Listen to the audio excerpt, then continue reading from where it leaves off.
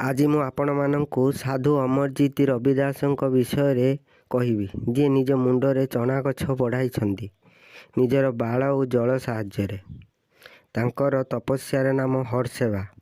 ସାଧୁ ଜଣକ 4 ବର୍ଷ ଧରି ଏପରି ଚଣା ଗଛ ଲଗାଉଛନ୍ତି।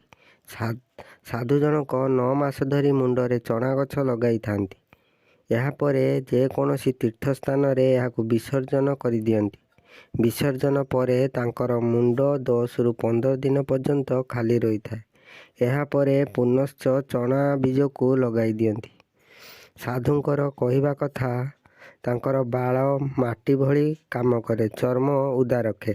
ସାଧୁଙ୍କର କହିବା ମତ, ଯଦି ଜଳ ଓ ବାଳ ସାହାଯ୍ୟରେ ମୁଁ ଚଣା ଗଛ ଲଗାଇ ଚଣା ଉତ୍ପାଦନ କରିପାରୁଛି, ତେବେ ଆଜିର କୃଷକ କାହିଁକି ନିଜର ଫସଲରେ କୀଟନାଶକ ପ୍ରୟୋଗ କରୁଛନ୍ତି? ବିନା କୀଟନାଶକରେ ଜଳ ବ୍ୟବହାର କରାଯାଇ ଫସଲ ଉତ୍ପାଦନ କରାଯାଇପାରିବ।